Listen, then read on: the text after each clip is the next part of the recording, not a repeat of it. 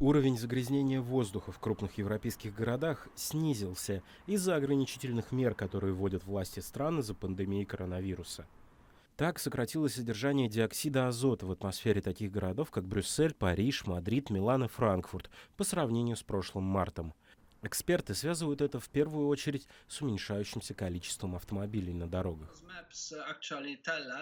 Что нам на самом деле говорит эта карта, так это то, что человеческая деятельность, и особенно транспорт, серьезно загрязняют воздух. Это вредит нашему здоровью, и если удастся сократить выбросы, качество воздуха улучшится.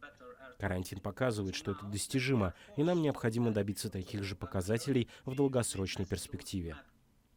Аналогичные изменения были зафиксированы в Китае в феврале. Страна, где началась пандемия, первой ввела жесткие ограничения на передвижение своих граждан. С другой стороны, в Польше уровень содержания диоксида азота остался довольно высоким.